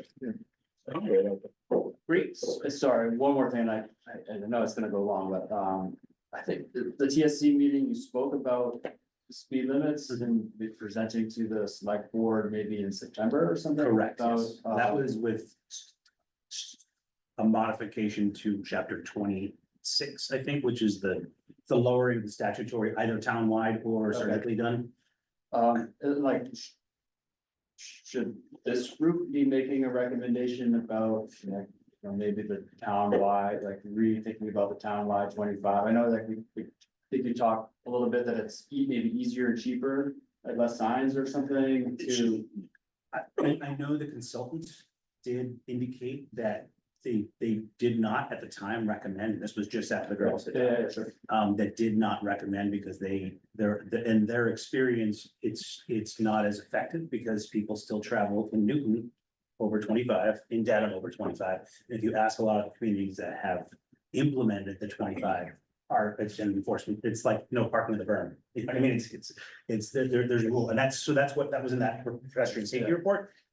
It's something that, I mean, obviously, this committee would probably be more appropriate if it was townwide, but there is another option to do it more surgically. And on certain streets where I think probably the TSC is, at least to make the initial recommendations. Would be more appropriate, but if it was a townwide thing, then that would probably fall. I could see that, in front of this committee, or they recommend it, and then it comes presented. Yeah. to this committee. So just to clarify, we haven't decided anything. We Right, haven't, sure. it basically, it came up during our meeting, was it last week or the week before? And I was asked to do some more research and come back to the next meeting with more information. Which is essentially that, the process is not complicated in the sense that the select board makes an adjudication as to which of the, you know, here's the list of streets. Or we're doing this townwide, and then that gets sent into the state certifies it, and that's basically the process, so. There was a whole run up to this last time, a few years ago, when all this stuff was hashed out, and I think we're basically just restarting the conversation. And I think mobility would be part of that. And we'll be hearing about it a lot more in the coming months, but we haven't decided on anything. And I think the key to all of this is definitely getting police involved as well, is because as the chair said, when you do it townwide, that's more of a symbolic gesture. Because people are still gonna be speeding, and the key to all this to reduce traffic, which is proven studies, we all know this, is that you have to do vertical, horizontal deflection. You have to physically slow the traffic down through a various means. So the other comment on that I would say as well is going to be key to get that communication with police from the enforcement and from the communication side, because if we look at the surgical implementation of this and going street by street, does that really accomplish anything if we're not doing some kind of vertical or horizontal deflection to slow that traffic down? If we're just simply putting up a sign on strategic streets to say speed limit's 25 and we're not doing something to slow it down, is that going to? And that's what the TSA Exactly. has the kind of graph. Yeah, so we're, It's not, so we're incorporating this in. The key to this, and what, sorry for being long-winded, but the key is just as we talk about complete streets, every project we're looking at from a DPW perspective when it comes to roadway work is we're looking at incorporating complete streets elements, but we're also looking at incorporating elements to slow traffic down and to make our roads safer for all users, and that's key. yeah, and it is the statutory limit, it's not the posted limit. Correct, yes. So that's important to clarify that, because we would not be putting up signs saying this is the new limit. It's sort of the default. Correct, because that's thickly settled by the standard in the Commonwealth of Massachusetts is 30 miles an hour. And so the law that was changed allows the town to either townwide reduce that from 30 to 25 in any unposted road, or they can do it surgically. So that's the. I just would say that. Because there was a question in the meeting about, like, oh, where are the streets, which streets are we gonna make 25, and when are we gonna do them, and in what order, and starting townwide would mean that, you know, we would start there with all the streets, but making them, reducing the speed limit to 25. The studies that were done, that was mentioned in the GPI project, there was a significant reduction in speeds above 35 miles an hour in towns where the speed limits were changed, but nothing else was done. And I think that's significant. It would be significant here in Needham. As well, the car that was on Webster Street was like 38 miles an hour. That would be a 30% reduction in the chance that that vehicle was going less than 90 miles. And no, there's an argument to be made, obviously, if you reduce from 30 to, even if you reduce from 38 to 32, the survivability rate goes up. I completely get all of that. And so, yes, no, and this is something, like Tyler said, it has not been decided on. But you know, it's something that, you know, we definitely need to take a look at, so. I didn't understand your comment about no signage change. Because it's the default on, so statutory and regulatory Yeah. speed limits, right? Regulatory is, there's a sign that says 40 miles an hour. Statutory is no sign. This area is thickly settled, the default is 30. So it's only going to affect the default speed, not the posted speed. Whenever there's a posted speed limit, that takes priority. So whenever there's a sign, that's the speed limit. Right. Otherwise, it would be 25. But if you're lowering something, you'll post it. No, so if you mention, when you go down here to Dedham, Yeah, you'll actually see, it says in yellow, thickly settled. Yeah. Speed limit 25, yeah. unless otherwise posted. So that's a townwide It says at the entrance to at the, the entrance of every main Uh-huh. road that goes in. Uh-huh. If you do the surgical, you have to do thickly settled, speed limit 25, you know, Webster Street. You know, it would have to be, but it's not it would be a black and white sign, but it's not known as a regulatory sign. But that's what you're contemplating, that kind of Correct. surgical approach, and so Correct. and so there would be signage. Well, I think he was That's talking what about the I'm- signage from the, all so, yeah, so it might take the form of. A sign at each end of the street. Yeah. Rather than like signs along the length. Oh, of the street. Townwide implementation would be a lot less signs than if you That I theoretically get. did the Yeah. surgical Like parking in implementation. Brookline, There's only a sign when you come into it. Correct, yes. Okay. So still, we haven't preliminary. Okay. And then there's the whole confusion of, you know, there's about 10% of Needham that's actually 40 miles an hour. You know, statutory, you've got areas with structures that are more than 200 feet apart, which take your tape measure out. There's probably like 10%, 15% of the town on the south side that is actually 40 miles. an hour. Yeah. So, So more to come. yeah. So, with that being said.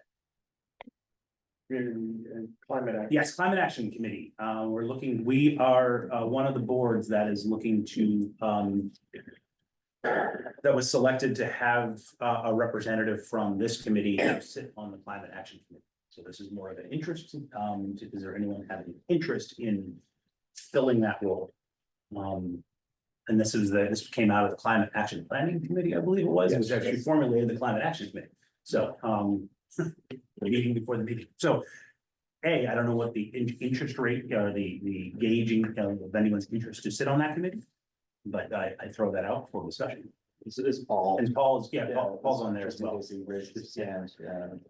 Yeah, I would show some interest in sitting on that committee. All right. Well, I don't know. I will nominate Paul for the Perfect. climate action. And we have a nomination, Tim, second by Mo, all in favor, please say aye. Hi. And Paul, if you could voice vote. Aye, thank you.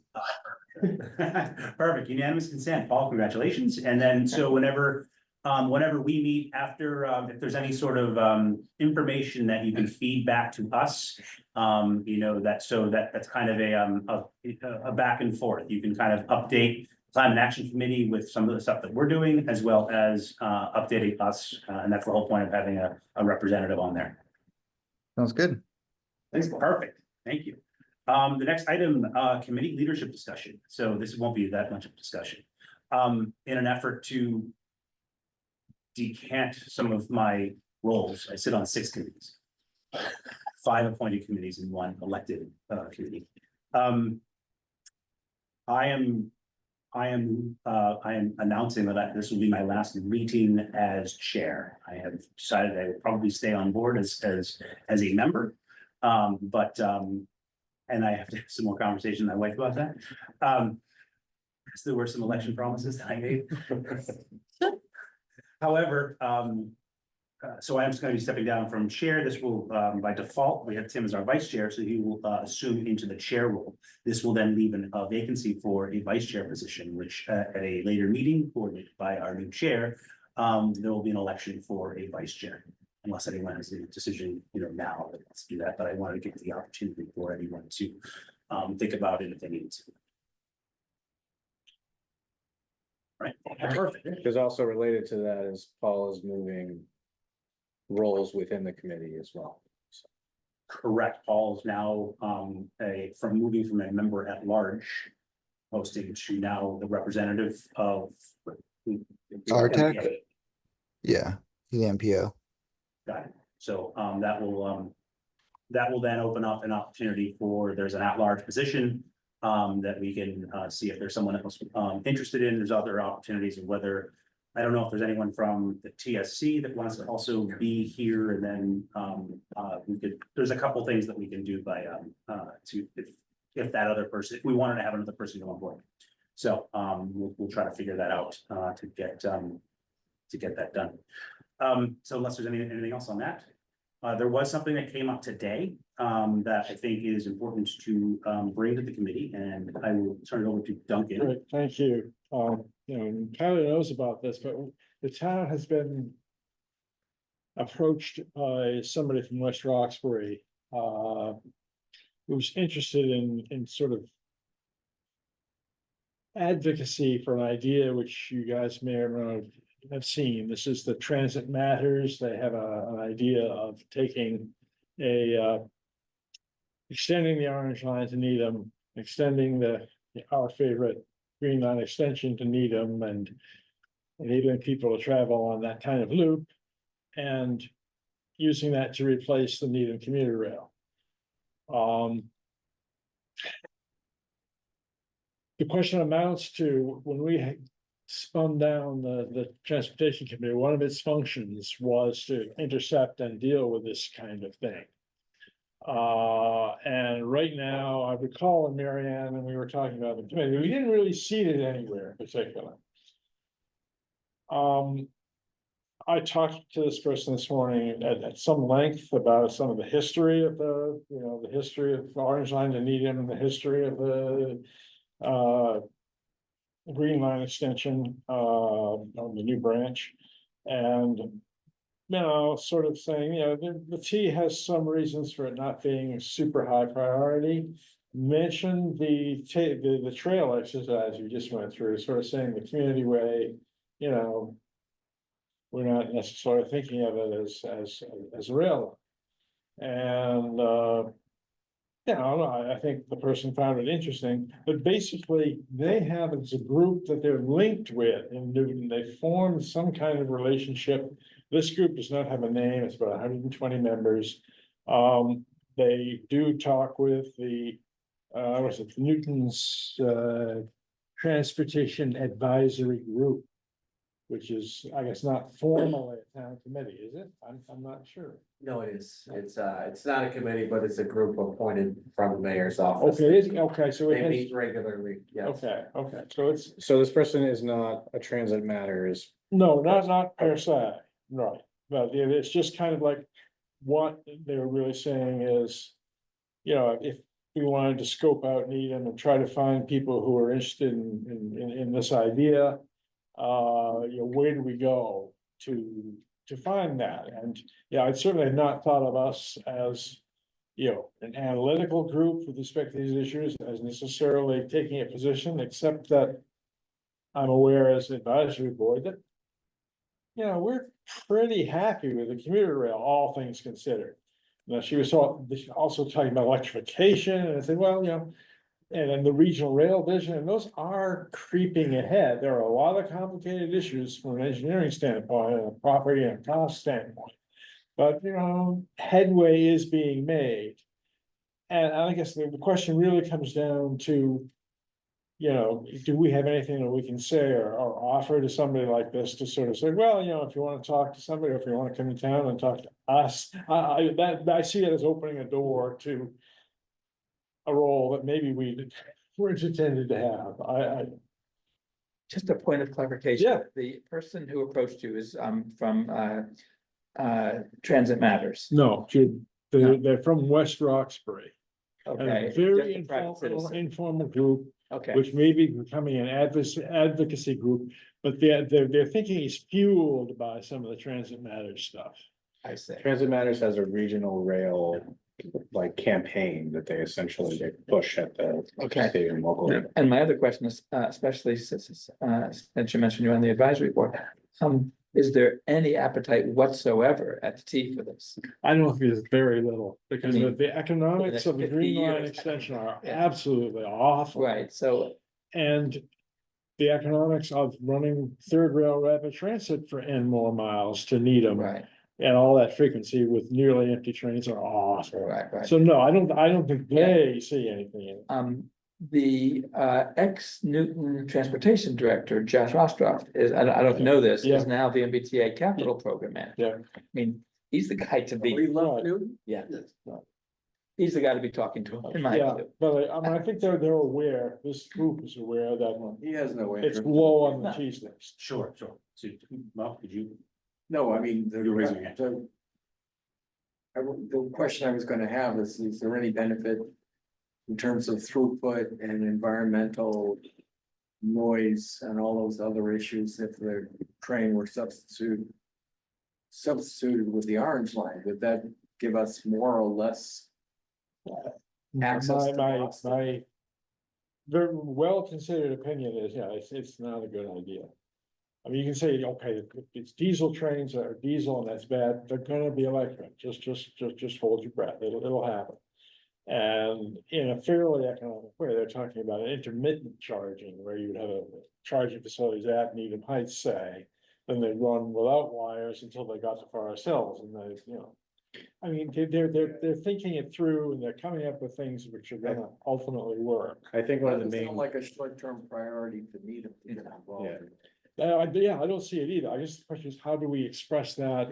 What might we tell this person? It's interesting, I've heard about this for about 5 years. The green line is Yeah. separate. I mean, but the orange line, Yeah. about 5 years ago, was when I Right. first heard it. But I mean, I think it could fit into the purview of what this committee does and is, because there is no transportation Mhm. committee Right. anymore. It's been gone, and you're right, that was the one that was actually pre-town manager. They were able to make binding decisions on behalf of the town. Obviously, you know, that was one of the reasons of shedding some of these older pre-town manager committees. But that would have been perfect for it. You and I sat on it. But I think this is, until it is deemed something that maybe the town is looking into, and I can't speak for that or anything, then I think then we'll have a working group, an ad hoc and all that other stuff. But until, which I'm not saying that's even gonna remotely happen, but until then, I think it can be probably looked at by this committee. But then again, I'm about to give up the chairmanship, and I will, Do we need to wait for the MBTA to say they are interested Oh, in MBTA. doing something here? I'm not Before gonna we would be able to say say anything, but And they don't have any money. the Transit Matters Regional Rail report actually suggests that the orange line ends in West Roxbury and that the rest of the services just continue. because There it's- is a because study they already have underway the that- rail in place for. That we're on, which is the Boston orange line Southwest and Transit stuff. thing, and they're definitely looking at the possibility of They're, going to the city line. the- Nobody's talking about coming out the Needham. right, yeah. But we need to be aware of what they're doing because they could be affecting our rail access. Sure, yeah, there's a lot of, the talk about this So we need to regional know rail what they're doing. report removes. It removes the rest of the train to Needham and replaces it with the green line to either the Heights or, Yeah, just the Heights. So the actual report is removing some of the commuter rail to the town, which I don't. think Yeah. is- Yeah, would be a very- I think one of the objectives is to, like, the regional rail, the name suggests, is to improve local access in other parts of the metropolitan region, rather than service to downtown Boston and back. You know, if, for instance, if I personally, I live in Brighton. If this project happened in a fantasy world, I'd be able to take the green line to work. Whereas now I have to go downtown, get on the commuter rail, come back out. Takes me about 3 times as long as driving here. So Now, if they're That's- all, urban ring. sorry. I if didn't they're all do that. money in the world, I would advocate for the green line coming to me, but it's not gonna happen. That, I mean, that would be, Not gonna happen. that, if the MBTA wants to do that, I think we left it open. Yeah, I'm not- If they're interested in it, they can. I think we could spend, the dangerous for us, we alone could spend a month talking about this. And probably wind up saying it's not that great an idea. So I'm just wondering how to handle an extra. My suggestion would be let Newton take the lead on this, and then if they wanted to get us Yeah. involved in the Well, conversation, Newton has no interest in the But- green line. but Newton. Not sure, they do have a new transportation director, so that might change with the new transportation director, but. When I was on the select board, we worked for years Yeah. with Newton, the mayor. Try to get Yeah. interest. And there was no cooperation, so. I mean, think we should would- stay away from it, Well, myself, but yeah, that's just my knee-jerk reaction. I'm not as informed as you are, so. I guess I'm thinking that a way of expressing it is we've not. Seen like it'd be a priority for us to grapple with this Yeah. and But just to still get it, like, have it on the horizon, see if it's gonna become You know, if they suddenly start to coalesce and become an advocacy group and start making some noise, that could shape some of the longer term.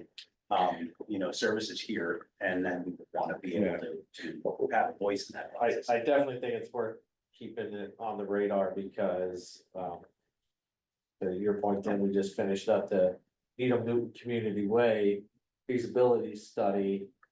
And that will. Future plans, if that gets developed, future plans would be along the existing corridor that the Green Line extension would come to, so. It would be very important for the town to keep that on the horizon, because if it were to ever come to fruition.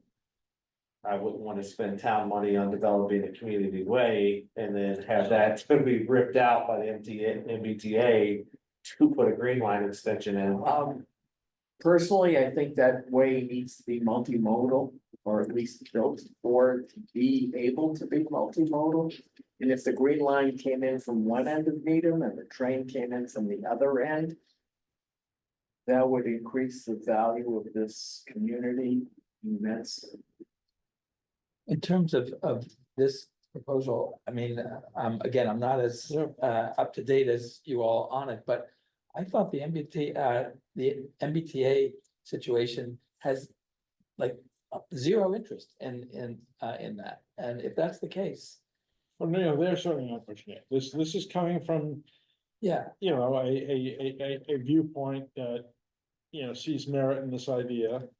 And it's not that it's without merit, it's just that I think if you spend a lot of time looking at a lot of numbers, there are a lot of obstacles to it. And I guess the question is, do we start making ourselves a magnet or a place that people might come to and stuff like this, or do we just kind of say, at this point, there does not seem to be an appetite for us to do anything, but we'd like to, you know, continue to hear, you know, what's happening. We need to keep it informed. We I can't think spend a lot of time and energy on something that's not likely to happen. If something conflicts with something we're already exploring, I feel like it's kind of up to town leadership to make that Right. determination. And so it's kind of, you know, how do so many of these projects become priorities is through leadership. Yeah. I don't think it starts here and then we're gonna be telling the select what we want to do. Well, as a committee, I think that if the committee had an appetite for this. The way that this would be structured is that the committee would recommend the select board. So that's part of the existence of this committee is to make recommendations to the select board to adopt, so. As far as that leadership is, if this committee were to have an appetite to explore this, then I think this committee would take it forward to. The select board to say, we've been discussing this, and this is something that we would recommend the select board put on their priorities or their goals. Well, I think it should also be available for the select board to seek our advice. Exactly. Because they Yeah. can also come up with. Absolutely. Mary Ann is also, this is something that she's very aware. of the orange line, you know, she knows of that project. Talking to him? I thought she maybe had a conversation. But being a non-voting, Yeah. just being a Designate. Advisor. an advisor and not having any voting and really just a guest to the committee, it doesn't sound to me like the committee as of now has an appetite to even entertain this at this point. Right. Yeah. And we'll take information as it comes, and if that changes, then we can discuss it yeah. at that point. I don't even think it's worth meeting with the person myself as a committee. But It I might mean, be good to let the select board know that an inquiry's been made, so they can. Yeah, at least know about I don't know how far it went on the town side. You saw it all. Yeah, I saw Went that. straight to you. Nothing's gone to like Kate or the select board. Yeah. And they should be at least be made aware of it, so that Mary they Ann, can she's think about it. Yeah, because she has the history with this. She knows it and she can bring it to Kevin. And it's also important to be mindful that even though on the email that you received, no one else from the town was on it, it doesn't mean that they haven't sent emails directly to the select board or to other members of the town, so. So the email came from Amy, actually. Yeah. She forwarded it to me, thinking it was related to our committee, and then we passed it to Douglas. So it sounds like someone at the town manager's level Probably. may know about this, or You think town manager does know it, or Amy, would have got it? Yeah, probably, probably the town manager's office got an email that was given to Amy because she's the public relations person, and then she forwarded that, so that's probably what happens. so I would suggest that maybe what would be prudent would be Tyler, since you got it from Amy, is just email Amy back and say, hey, have you notified the town manager's office, just to check that box. And then perhaps on your side, Duncan, maybe you would want to get a hold of Mary Ann just to let her know, hey, as an FYI, or actually Kevin now, because Kevin's the chair. Okay. So that was the only thing that was, wasn't able to get on the agenda because it just came today, so. Unless there's anything else, I will entertain. Paul, did you have anything? I'll give you an opportunity. Mr. Climate Action Committee Representative. No, but it's, I'm loving hearing about that these things have been talked about. I was just thinking about this independently last week. Interesting. So, yeah, I will entertain a motion to adjourn. So moved, second, excellent. And all in favor, aye? Aye. Aye. Paul? All right. Yeah, Aye. excellent. So yes, there, Mr. Chairman, see you next month. Thank you. Thank you.